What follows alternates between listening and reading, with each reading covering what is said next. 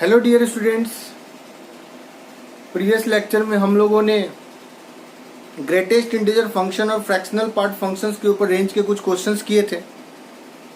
आज के video lecture में हम लोग फंक्शन का रेंज निकालना सीखेंगे AMGM मेथड से। लेकिन इसके पहले एक दो क्वेश्चंस और कर लेते हैं जिससे और हम लोग को कॉन्फिडेंस आए। वो क्वेश्चंस जिसमें ग्रेटेस्ट इंटीजर फंक्शन इन्वॉल्व हो। सिग्नम फंक्शंस के ऊपर बहुत ज़्यादा मैंने रेंज के क्वेश्चंस नहीं किए हैं, इसी कारण दो क्वेश्चंस मैंने सिग्नम फंक्शन से भी लिए। ठीक, तो पहले ये हम लोग 2-3 क्वेश्चंस कंप्लीट कर लेते हैं, उसके बाद हम लोग AMGM मेथड से रेंज निकालना सीखेंगे। तो पहला क्वेश्चन है range of y equal to 2 minus greatest integer sine x minus greatest integer sine x का होल स्क्वायर। यहाँ पर आपको बुक में साफ साफ लिख देगा this represent greatest integer function.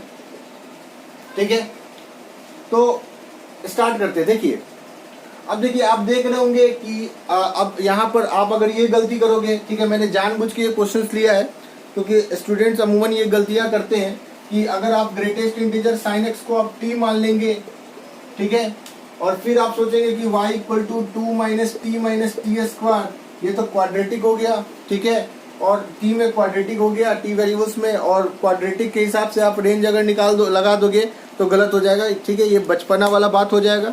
ठीक, क्योंकि यहाँ पर ये एक अलग फंक्शन है। ठीक, वहाँ पर y इक्वल टू अगर क्वाड्रेटिक की बात करें 2 माइनस एक्स स्क्वायर, ठीक है, यहाँ पर ये क्वाड्रेटिक फंक्शन कब होता है? जब यहाँ पर x बिलोंग्स टू क्या होते हैं? रियल नंबर होते हैं। ठीक है, x बिलोंग्स टू क्या होते हैं? Real number. ठीक है, क्वाड्रेटिक में, ठीक है, आप x का कुछ भी वैल्यू डाल सकते हो। ठीक, लेकिन अगर आपने ग्रेटेस्ट इंटीजर साइन एक्स को t लिया है, ठीक, t माना है, और t वेरिएबल्स में, ठीक, आपने क्वाड्रेटिक बनाया है, ठीक, तो आप क्वाड्रेटिक से इसका रेंज का आंसर नहीं लगा सकते, क्योंकि यहाँ पर, ठीक, यहाँ पर जो आप यहाँ पर t मानोगे तो t के ऊपर रेस्ट्रिक्शन लग जाएगा। t के ऊपर क्या रेस्ट्रिक्शन लग जाएगा कि t केवल क्या होगा? इंटीजर होगा। t बिलोंग्स टू क्या होगा? इंटीजर, क्योंकि ग्रेटेस्ट इंटीजर फंक्शन हमेशा इंटीग्रल वैल्यू क्या करती है? प्रोड्यूस करती है। ठीक है, तो यहाँ पर इसकी बात अलग है। यहाँ पर जो वेरिएबल्स x होता है, ठीक, वो रियल नंबर्स को बिलोंग करता है, और यहाँ पर जो t देख रहे हो आप, ठीक है, वो इंटीजर को बिलोंग करेगा, क्योंकि ये ऑब्वियसली, ठीक है, ये इंटीग्रल वैल्यू क्या करेगी? प्रोड्यूस करेगी। ठीक है, तो ये कंफ्यूजन तो हमने आप लोग का दूर कर दिया। अब क्वेश्चंस के ऊपर फोकस करते हैं। ठीक, तो क्वेश्चंस के ऊपर जब हम लोग फोकस करेंगे तो बड़ा सिंपल है। ठीक, इसका आंसर हम लोग बहुत ही आसानी से लगा सकते हैं। ठीक, हम लोगों ने, ठीक है, greatest integer of sine x, ठीक है, इसका रेंज निकाला था एक क्वेश्चंस में, आपको याद होगा। ठीक है, इसके रेंज में मात्र 3 इंटीग्रल वैल्यूज आई थी। ठीक है, क्योंकि आपको पता है कि साइन एक्स क्या होता है? -1 से 1 में होता है। अब जब बॉक्स लगाएंगे इसके ऊपर, ठीक है, बॉक्स लगाएंगे इस तरह से, ठीक, अगर बॉक्स लगाते हैं तो -1 का ग्रेटेस्ट इंटीजर -1 हो जाता है।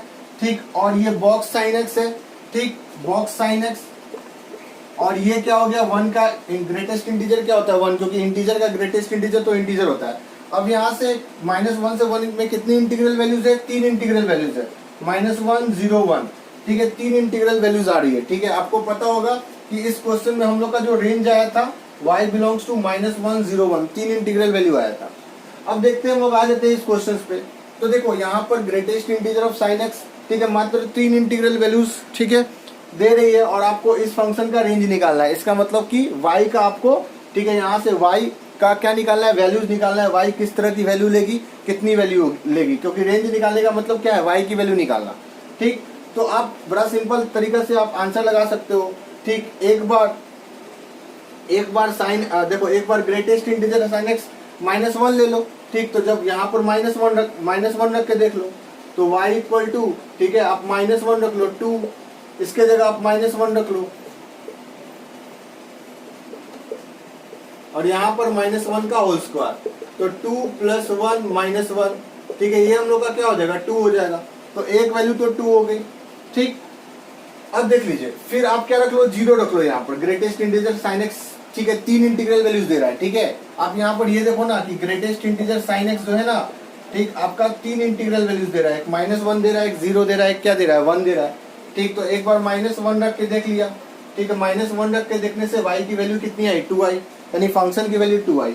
फिर एक बार 0 रख के देख लो, greatest integer of sin x की जगह 0 रख के देख लो। तो जब तुम 0 रखोगे तो 0 माइनस क्या होगा, 0 स्क्वायर, तो क्या हो जाएगा, 2 हो जाएगा। और फिर एक बार 1 रख के देख लो, अगेन 2 आ गया। ठीक है, अब एक बार 2 रख के देख लो, यहाँ पर ग्रेटेस्ट इंटीजर sin x की जगह 2 रख के देख लो, तो 2 माइनस 2 स्क्वायर, ओ सॉरी 1 रख के देखेंगे ना, सॉरी यहाँ पर एक 1 रख के देखेंगे। ठीक, तो 1 रख के देख लो, तो 2 माइनस 1 स्क्वायर, तो 2 माइनस 1, ठीक है, ये कितना हो गया, 0। तो देख सकते हो ये जो फंक्शन है, ठीक है, मात्र 3 वैल्यू क्या कर रहा है, प्रोड्यूस कर रहा है। ठीक है, 2 वैल्यू प्रोड्यूस कर रहा है, जिसमें से एक 2 तो रिपीट कर गया यहाँ पर, एक 2 दे रहा है, क्या दे रहा है, 0 दे रहा है। ठीक है, तो इस तरह से हम लोग, ठीक है, इस फंक्शन का जो रेंज है वो हम लोग क्या निकाल सकते हैं, ठीक है, 2, 0। ठीक है, मात्र इसके रेंज में 2 इंटीग्रल वैल्यूज आएगी, एक 0 आएगा और एक 2 आएगा। ठीक, तो इस तरह से हम लोग इसका क्वेश्चन करते हैं। फिर आ जाते हैं हम लोग सेकेंड नंबर क्वेश्चन की तरफ। ठीक, तो सेकेंड नंबर क्वेश्चन में क्या करेंगे, ठीक, तो आपने देख लिया यहाँ से sin x मात्र greatest integer of sin x मात्र 3 इंटीग्रल वैल्यूज देगी, -1, 0, 1, और वो वैल्यू उसमें डाल के पुट कर लो। ठीक है, वहां से आप y की जो वैल्यू आ रही है, ठीक है, मात्र 2 वैल्यू आ रही है, वही आपका रेंज में होगा, वही आपका आंसर होगा रेंज का। ठीक, अब आ जाते हैं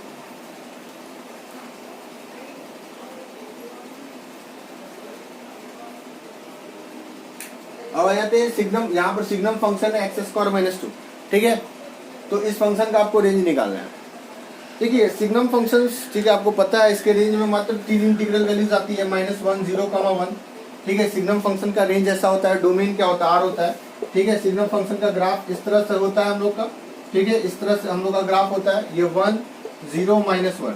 ठीक है, अब देखिए अगर इस फंक्शन के, अगर मान लो कि चलो पहले डोमेन चेक कर लेते हैं। ठीक है, डोमेन अगर तुमको मान लिया जाए कि इस क्वेश्चन में तुमको डोमेन पूछ दे, ठीक है, या डोमेन रेंज दोनों पूछ दे, तो क्या करोगे।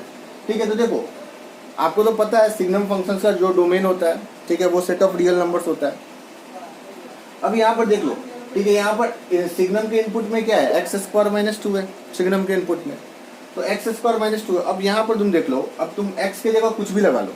ठीक है, आप x मतलब आपको पता है, एक चीज तुम ध्यान से देखो, ठीक है, x की जगह कुछ भी वैल्यू आप रखो। ठीक, तो अब देखो यहाँ पर जैसे x² क्या हम लोग का, x² कहाँ से कहाँ तक है, 0 से क्या होता है, +∞। ठीक है, अब इसमें 2 सब्ट्रैक्ट कर लो, तुम 2 सब्ट्रैक्ट कर लो। ठीक है, तो 2 सब्ट्रैक्ट कर लिया तो -2 से +∞।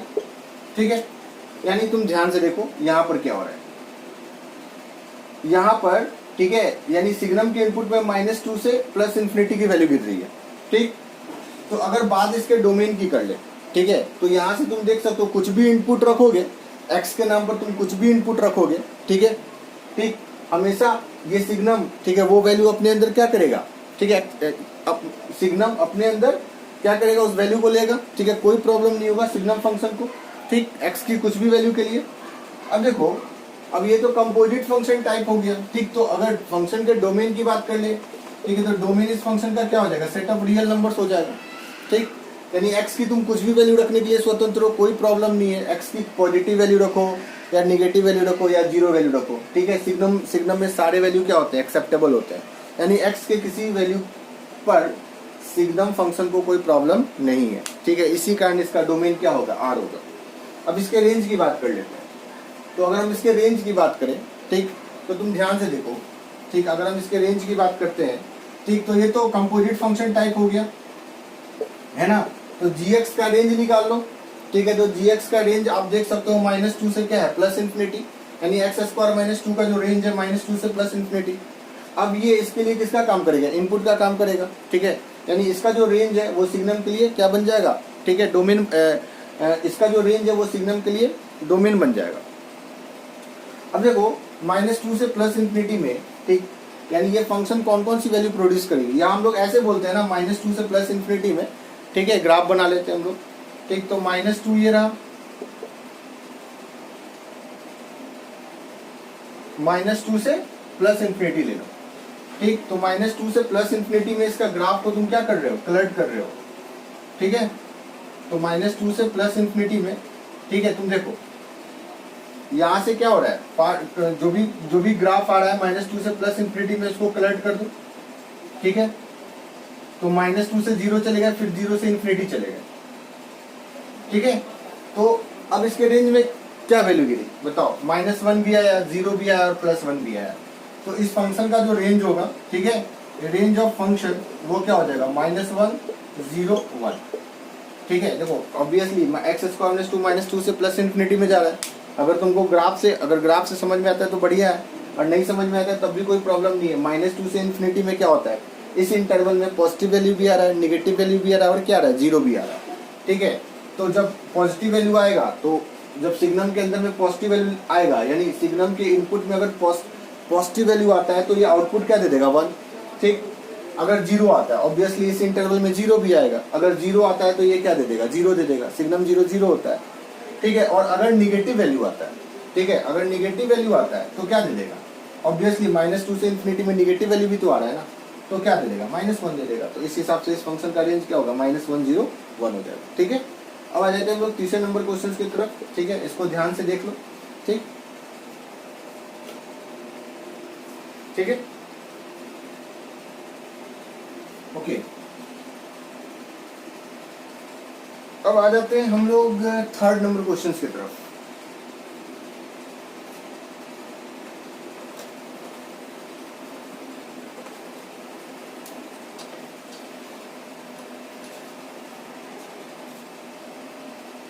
देखिए थर्ड नंबर क्वेश्चन में 3 फंक्शन दिए हुए आपके। ठीक है, सिग्नम भी है, एलन भी है। ठीक, लॉग की फंक्शन है, सिग्नम फंक्शन है और क्वाड्रेटिक फंक्शन भी है। ठीक, अब थोड़ा ध्यान से देखिए आप यहाँ पर। देखिए ये हो गया ना f(g)(h)x टाइप हो गया ना। ठीक, तो देखिए h यहाँ पर क्या है, क्वाड्रेटिक है। ठीक, तो क्वाड्रेटिक का पहले तो रेंज निकालो जो एलन के लिए इनपुट का काम करेगा। ठीक है, डोमेन का काम करेगा। तो इसका रेंज निकालना तो बहुत ही आसान है, x² - x + 2। ठीक है, a > 0 है। ठीक है, तो इस तरह से कर्व बनेगा अपवर्ड, तो इसका जो रेंज होगा, ठीक है, वो क्या हो जाएगा हम लोग का। ठीक है, x² - x + 2 this belongs to क्या होगा, -d/4a से क्या हो जाएगा, +∞ हो जाएगा। ठीक है, होगा। अब देखिए इसका d निकाल लो तुम, d कितना हो जाएगा, b² - 4 × a × c, तो 1 - 8 - 7। ठीक है, तो यहाँ पर d कितना हो जाएगा, -7। ठीक है, -7 और 4 × 1। ठीक है, और ये क्या हो गया, +∞। तो ये 7/4 हो जाएगा ना, क्या हो जाएगा हम लोग का, 7/4 +∞। ठीक है, तो x² - x + 2 का जो रेंज है 7/4 से क्या है, +∞ है। ठीक, अब इसका जो रेंज है वो एलन के लिए इनपुट का काम करेगा। ठीक है, यानी एलन बोले तो लॉग के बेस में क्या है, ई है। ठीक, अब देखो, तो अब तुम ध्यान से देखो यहाँ से। ठीक, अब तुम ध्यान से देखो, बहुत अच्छा क्वेश्चन है ये। ठीक, तुम एलन का ग्राफ बनाओगे। ठीक, तो एलन मतलब लॉग का ग्राफ बनाओगे तो ऐसा होगा हम लोग का, y = ln x का यही ग्राफ होता है ना हम लोग का। ठीक है, अब तुम ध्यान से देखो। ठीक, आपको 7/4 से +∞ जाना है। 7/4 ये तो 1 होता है ना हम लोग का। ठीक है, ये तो 1 होता है हम लोग का। अब देखो 7/4 से +∞ है। ठीक, तो तुम जरा सोचो। ठीक, 7/4 से +∞ बोले तो 1 पॉइंट समथिंग।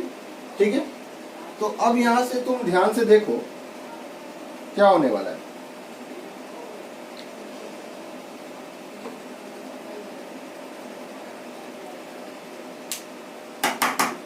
देखो 7/4 तो इधर होगा कहीं,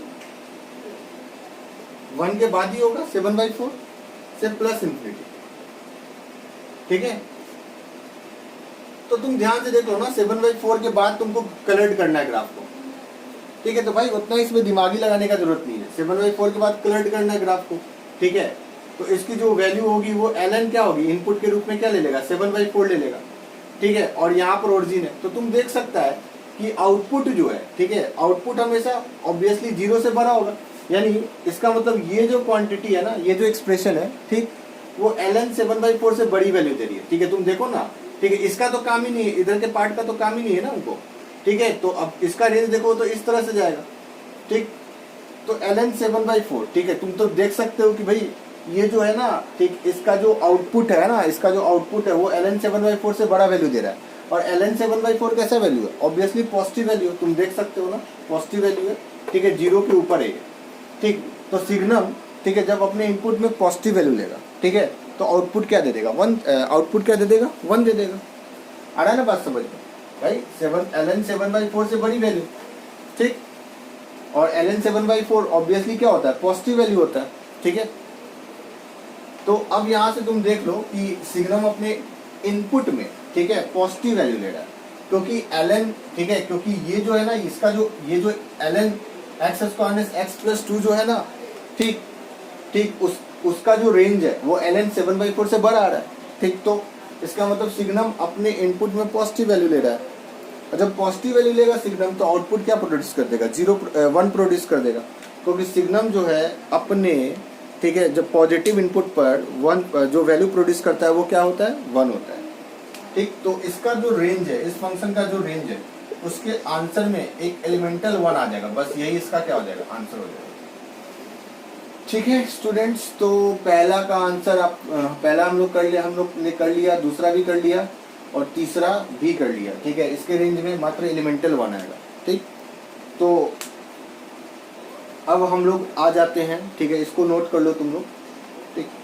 अच्छा एक बात बताओ, सपोज कर लो, ठीक है, तुमसे इस क्वेश्चन का तुमसे रेंज पूछता, ठीक है, इस क्वेश्चन का रेंज पूछता, तो क्या होता है ठीक है, इस फंक्शन का, मान लो ये क्वेश्चन होता है, एक छोटा सा क्वेश्चन ले लेते हैं, ठीक है, तो इसका रेंज पूछता, तो रेंज क्या होता है इसका, क्या होता है, ln7/4 से क्या होता है, +∞ होता है,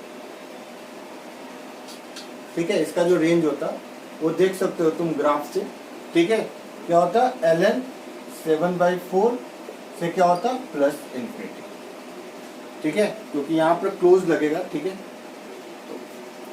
ठीक।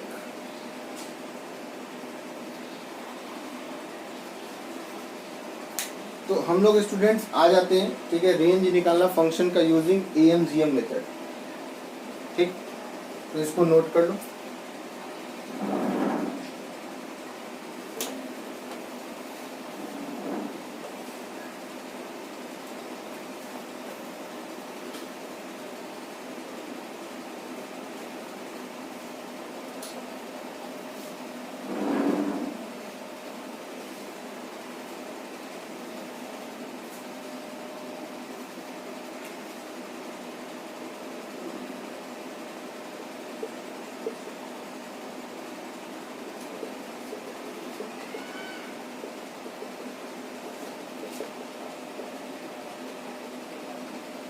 ठीक है, range of function using AMGM method, ठीक है।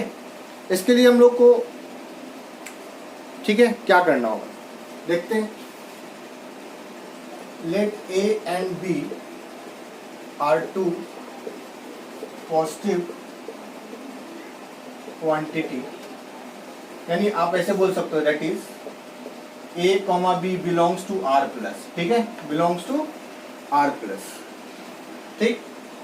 तो आपने सीक्वेंस और सीरीज में, ठीक है, अरिथमेटिक मीन, ज्योमेट्रिक मीन, ठीक है, एक इनइक्वालिटी रिलेशन देखा होगा। वो रिलेशन क्या था, वो रिलेशन था AM is greater than equal to GM, ठीक है, आपको याद होगा ये, ठीक, एक इनइक्वालिटी रिलेशन था।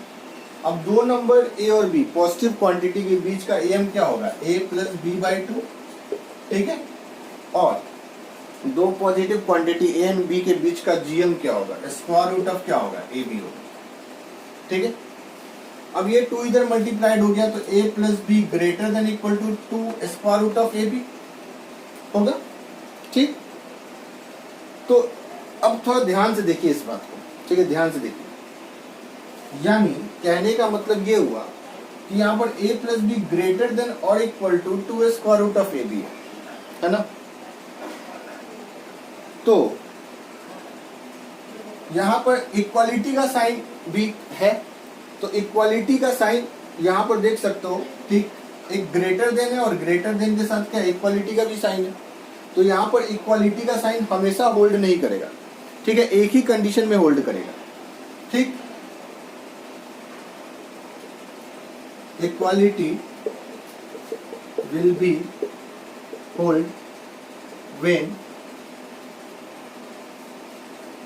ए इक्वल टू बी, यानी दोनों क्वांटिटी क्या हो, आपस में क्या हो, इक्वल, ठीक है, तब यहाँ पर इक्वलिटी होल्ड करेगा, ठीक। और अगर दोनों अगर ए इक्वल टू बी यानी दोनों क्वांटिटी आपस में इक्वल नहीं है, ठीक, तब ये रिलेशन होगा। If a is not equal to b, ठीक है, देन हम लोग का ये रिलेशन होगा a plus b greater than 2 square root of a b, ठीक है, यानी यहाँ पर से इक्वलिटी का साइन हट जाएगा, ठीक है। तो ये फंडा था, आप लोग सीक्वेंशियल सीरीज में भी पढ़े थे, ठीक है। अब इसके ऊपर कुछ क्वेश्चंस है, ठीक, वो ठीक है हम लोग कैसे करेंगे, कुछ क्वेश्चंस लेंगे तो अपने आप आपको समझ में आएगा, ठीक, कि क्या ये। तो ध्यान देने वाली बात क्या है कि ये रिलेशन आप तभी अप्लाई करेंगे, ठीक।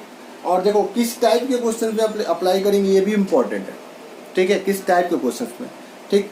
पहले ये देख लो कि अप्लाई कब करेंगे, अप्लाई तभी करेंगे जब दोनों क्वांटिटी क्या होगा, पॉजिटिव होगा, ठीक है, ये चीज़ ध्यान में समझना, ठीक है। अगर दोनों क्वांटिटी पॉजिटिव नहीं है तो यहाँ पर अप्लाई नहीं करेंगे, ठीक।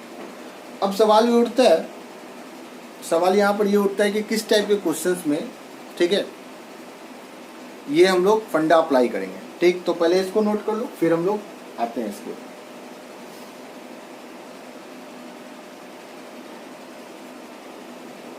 देखो इस टाइप के क्वेश्चंस में करेंगे, वो देख लेते हैं, ठीक है।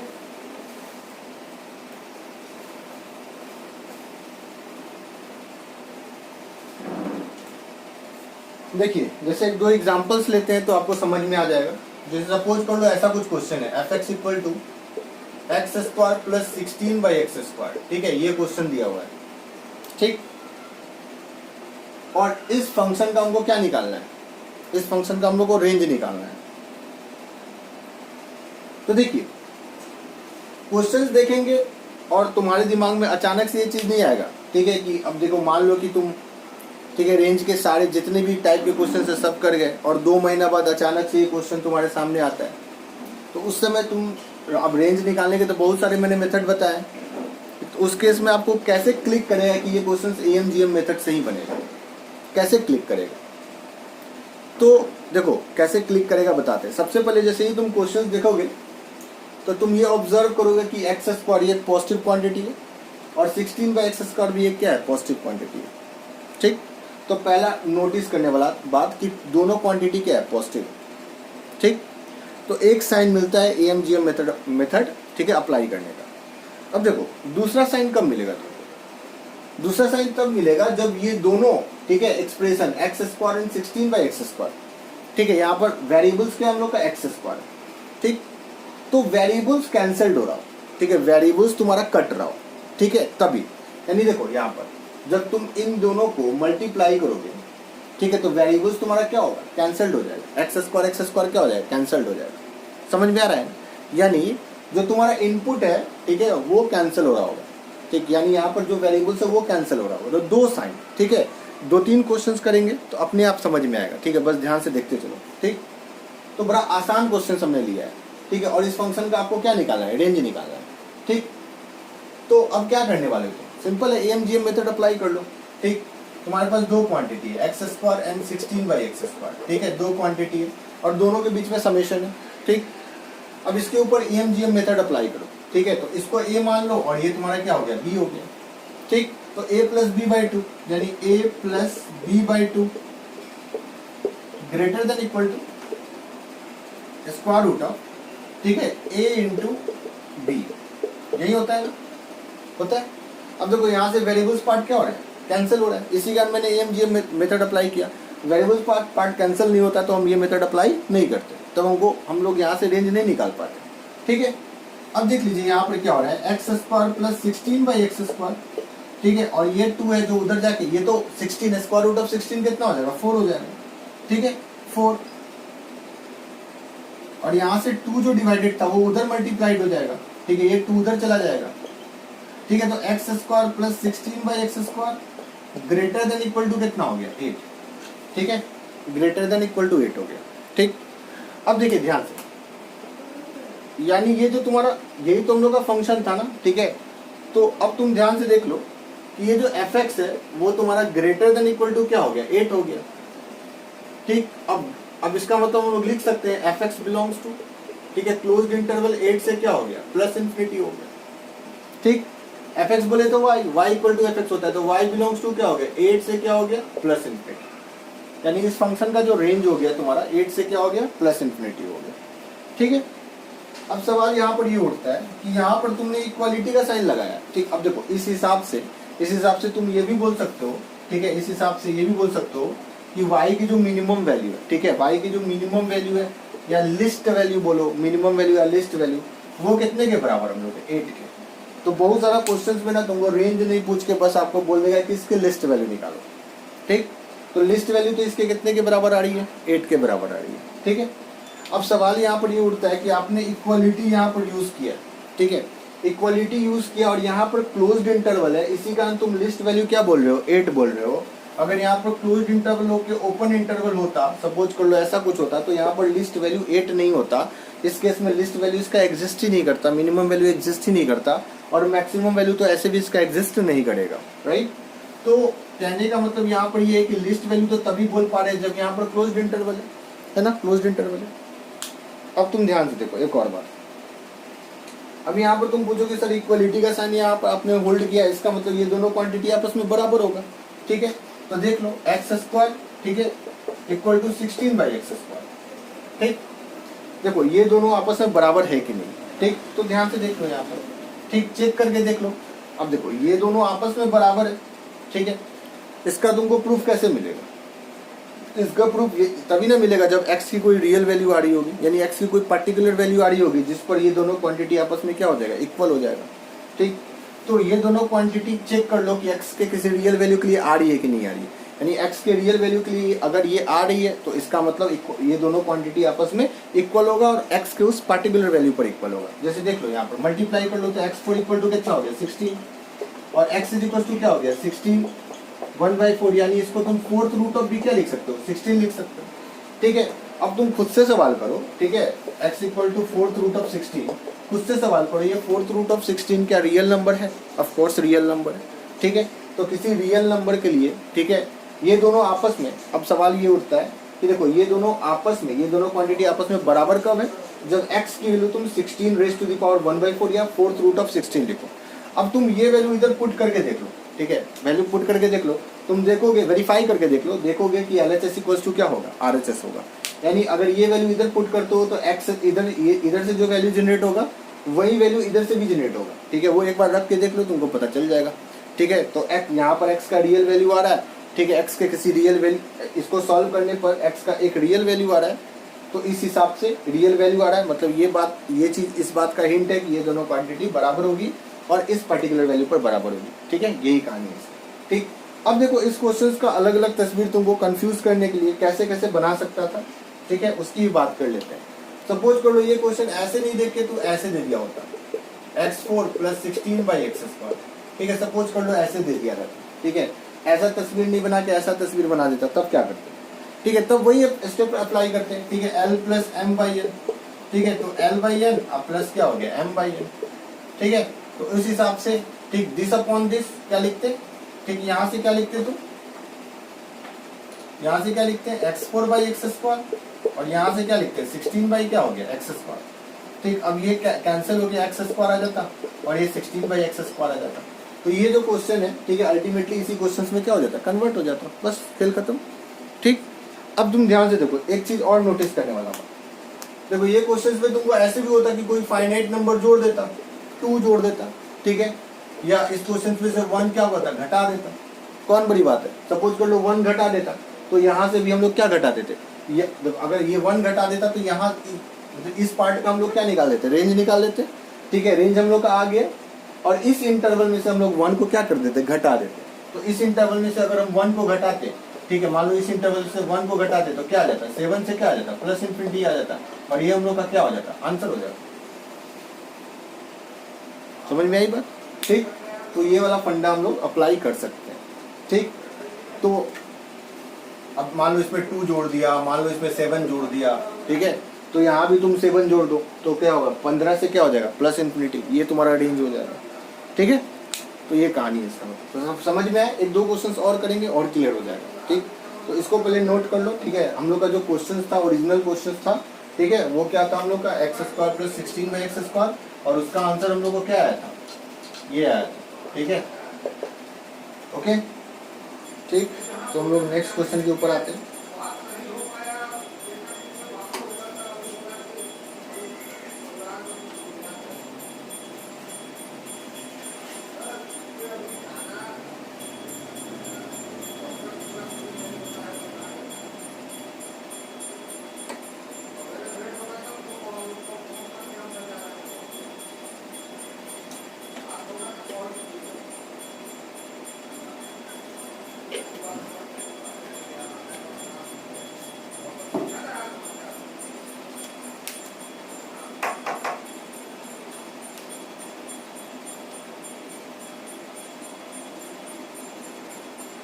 फिर नेक्स्ट क्वेश्चन हम लोग लेते हैं।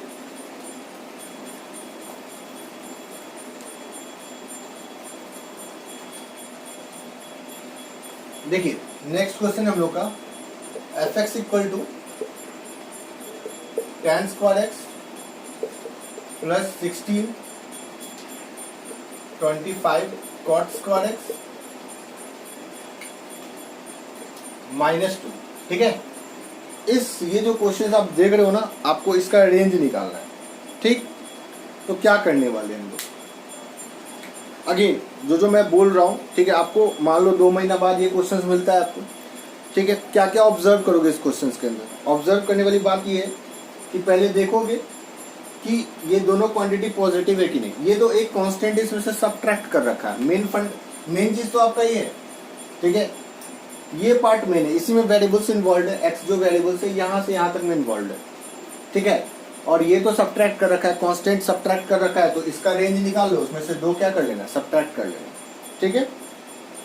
तो ध्यान से देखिए अब क्या करने वाले हैं हम लोग, ठीक है। पहला नंबर हिंट आपको क्या मिलेगा कि ये दोनों क्वांटिटी पॉजिटिव होनी चाहिए। हाँ, तो tan square x square quantity है, स्क्वायर क्वांटिटी तो हमेशा ही पॉजिटिव होती है।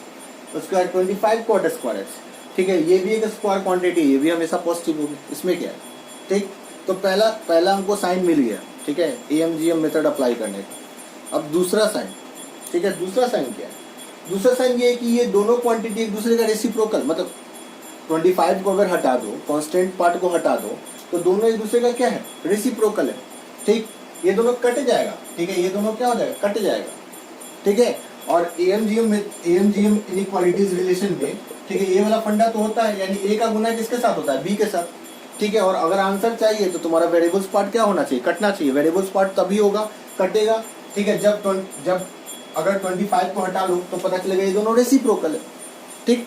तो अगर तुमने ये ऑब्जर्व कर लिया, 2 चीज ऑब्जर्व कर लिया कि ये दोनों क्वांटिटी tan स्क्वायर एक्स और 25 cot square x positive quantity है, ठीक है। एंड सेकंड थिंग ये आपने नोट कर लिया कि ये दोनों क्या है, एक दूसरे का क्या है, रेसिप्रोकल है। अगर 25 कांस्टेंट टर्म को हटा दो, ठीक है, तब आप आराम से AMGM फंडा मेथड अप्लाई करके, ठीक है, रेंज का आंसर निकाल लो। तो चलो इस अप्लाई कर लेते हैं, ठीक। एक जगह tan स्क्वायर एक्स है, तो tan square x plus 25 cot square x divided by क्या हो गया, 2 ग्रेटर देन इक्वल टू, ठीक है। एक जगह हम लोग का क्या हो गया, tan स्क्वायर एक्स और 25 क्या हो गया, cot स्क्वायर एक्स, ठीक है, cot स्क्वायर एक्स, ठीक।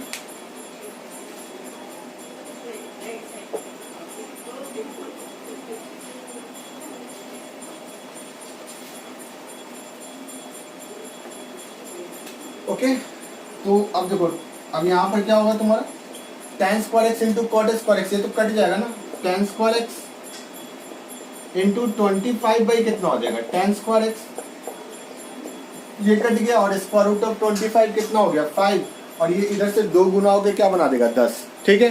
तो कहने का मतलब ये हुआ कि तुम्हारा tan square x plus 25 cot square x, ठीक है, ये 2 गुना होकर इधर क्या हो गया, 10 बना दिया, ठीक ठीक। तो ये तुम्हारा 10 से बड़ा हो गया, इसमें से तुमको क्या घटाना है, 2 घटाना है, 2 घटा दो, तो tan square x plus 25 cot square x -2, तो यहाँ से 10 में से 2 सब्ट्रैक्ट होके क्या हो जाएगा, 8 हो जाएगा, ठीक है। दोनों तरफ 2 घटाओगे ना, ठीक, दोनों तरफ 2 घटाओगे तो क्या हो जाएगा, 8 हो जाएगा।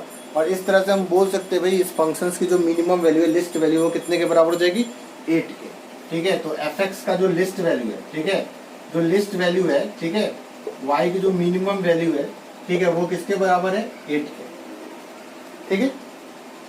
ठीक, मिनिमम वैल्यू आप तभी बोल सकते हो जब ये दोनों क्वांटिटी आपस में क्या होगा, बराबर होगा। तो चेक कर लो, tan square x equal to 25 cot square x.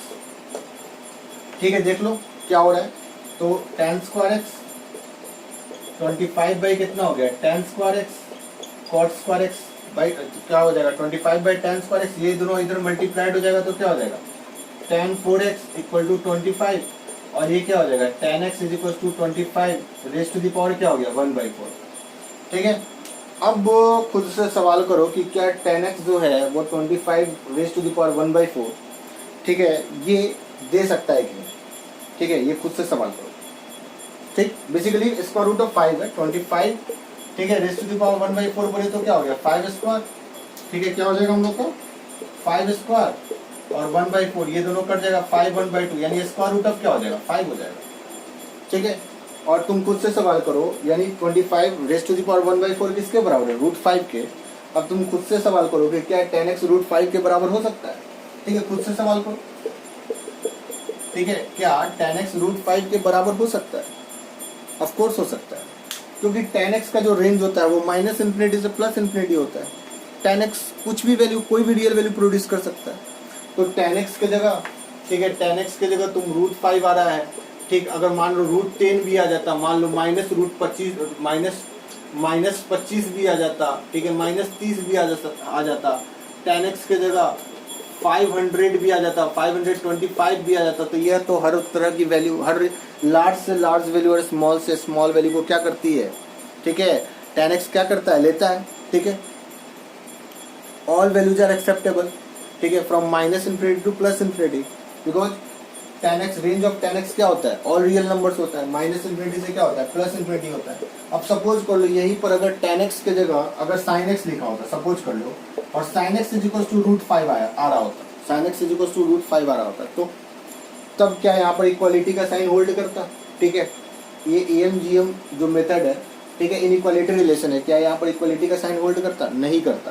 क्यों, क्योंकि sin x कभी भी √5 के बराबर नहीं हो सकता, क्योंकि sin x 1 से बड़ा वैल्यू देता ही नहीं है। sin x का रेंज -1 से 1 में होता है, तो कहाँ से दे देगा। ठीक है, समझ में आ रही है मेरी बात।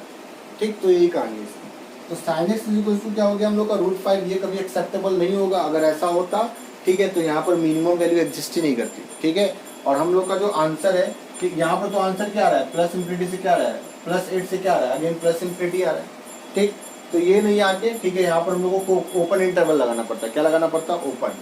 ठीक, तो खैर ऐसा तो हुआ नहीं, तो इसकी बात ही नहीं करते। ठीक, tan x यहाँ पर √5 आ रहा है, और tan x √5 वैल्यू ले सकता है। ठीक है, क्योंकि इसका रेंज -∞ से +∞ है।